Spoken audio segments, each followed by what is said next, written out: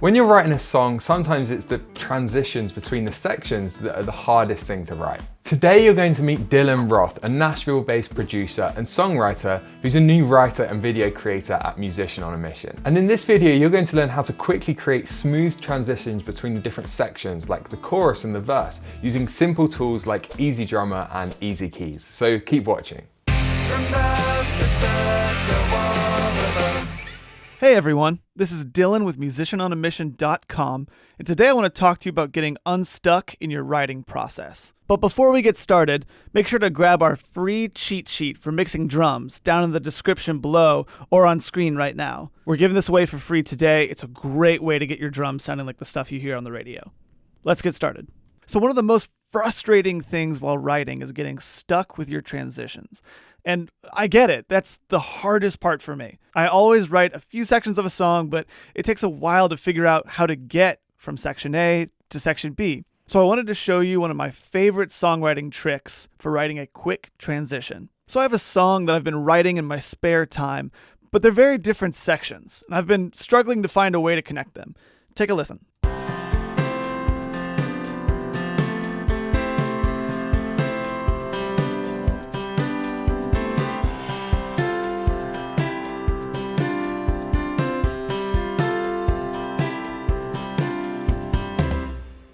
Here's the second.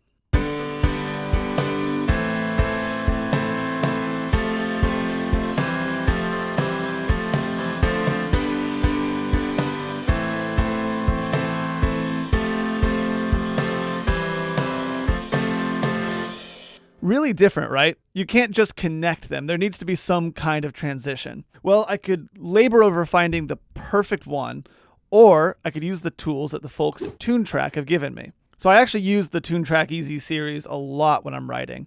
The EZkeys and the EZdrummer, both of which are software instruments from Toontrack. They sound fantastic. They're really good at helping you get a very real sound with just MIDI instruments. They also have a great section of customizable loops that I sometimes use whenever I get stuck. And the cool part about them is that they conform to the tempo and the key of your project. So demoing with them is really, really simple. Plus, I can add, take away, or edit the loops in any way just to customize them. I'm a big fan of this. So let's go in and see what we can do. So I'm going to open up the EZkeys system. This is what their user interface looks like. And I'm going to play a bit of the song, and we are going to see what we can find. First off, we're going to go and click on Browser, and then you can see we're already in the MIDI library. These are all of the collections of different genres that they have. So you can see funk loops and blues loops and jazz and gospel and country. We're going to go with pop and rock because this is a pretty straightforward pop rock song. And we're also going to go with a straight 4/4 because none of this is swung. And so literally you can go in and they just have collections of different loops for different sounds and different songs that they've created. I'm just going to go through and start listening to different ones. It doesn't matter if it's like a verse loop or a chorus loop. That's the way that they've designated, that they think that they would be put, but really you can use anything. Let's give it a shot.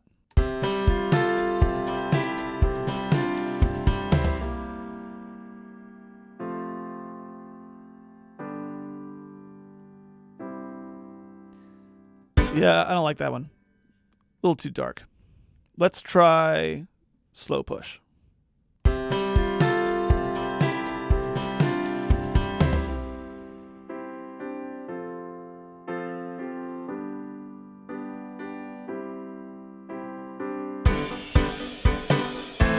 That's okay. I kind of like that one, but we'll come back to it if we need to. Let's try out Memphis.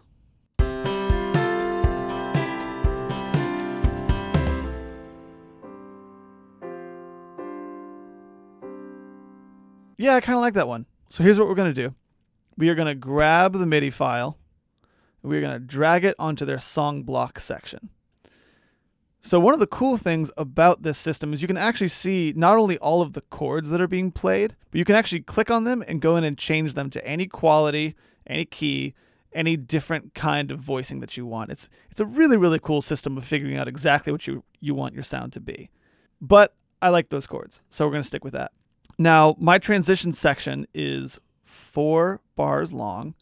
So I'm going to go in here and shorten it to 4 bars. So measure 9 to measure 13. Very simple. And then what I'm going to do is I'm going to grab this and drag it right into my project. Oh, and you want to make sure that you're not importing any tempo information. Now, the reason for this is that all of these loops are actually in different tempos. You can see this one is in 131 beats per minute. But because I don't have the preview in original tempo checkbox checked, it's showing it to me in my tempo, which is 120 beats per minute. So we want to make sure that we are keeping it in the original tempo and not using their tempo. So we're going to say no. We want to make sure also that we either mute or remove this original loop, because this will play over the loop that we just dragged in, and we don't want two going at the same time. So let's listen to what that sounds like.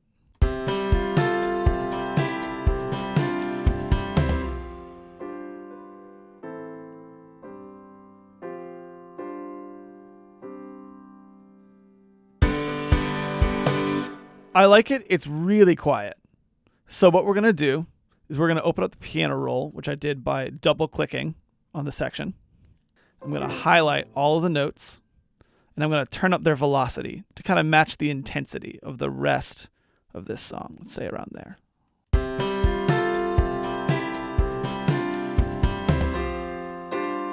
little bit much. Let's take it back.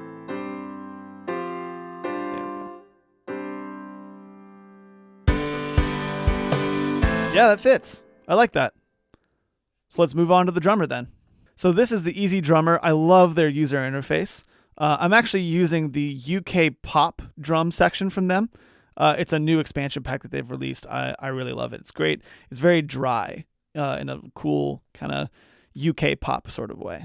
We are going to head over to the browser, and we're going to do the exact same thing that we did before.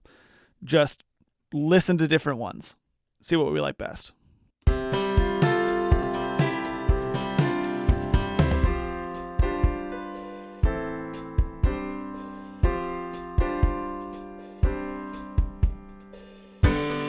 Nah, that one's too quiet for me. Let's try another one.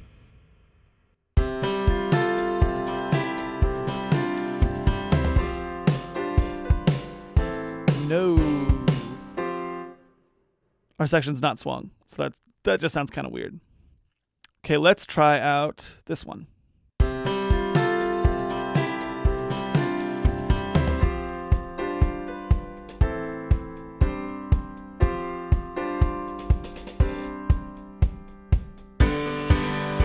Like that one. So I'm going to grab that, take it down here, and I'm going to make it only 4 measures. I'm going to drag it back. So one of the cool parts about EZdrummer is I can actually double click on this MIDI file, and I can go and see what drums are being played, and I can change what drums are being played. So right now I'm going to add in an opening cymbal hit because I think that it's a little bit of a dry loop, and I want to put this on the edge of that cymbal. So let's see what that sounds like.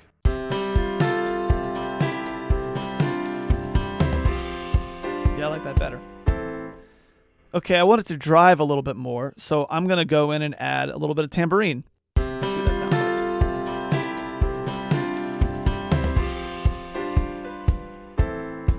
like. Yeah, you can kind of hear that in the background. I like it. I want it to be a little bit faster. I want it to fill the edges of the space. So one of the cool things about this system is you can actually go in and change the amount that particular drum is playing. With a lot of the drums, you can just add in higher numbers, so it'll just start hitting the drum more in random ways. With the auxiliary percussion section, really all it is saying how many 16ths, how many 8ths, where do you want the accent. So I want 16th notes, and I want the accent on the 3rd beat.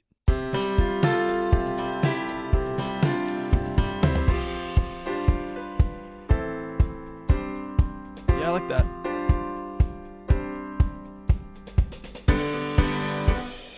Okay, you know what? Let's add one more thing. I want to add a tom because I feel like it's missing something. It's just a little bit too empty. So I want a really subtle tom. So I'm just going to add, let's say, 4. Perfect. And let's see what that sounds like.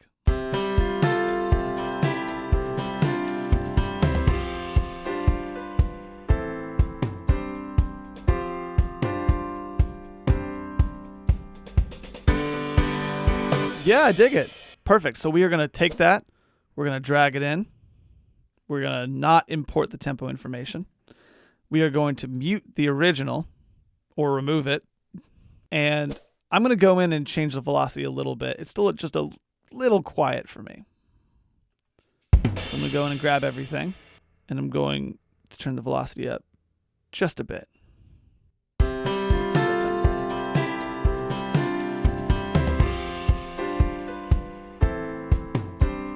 like. I want to turn these down.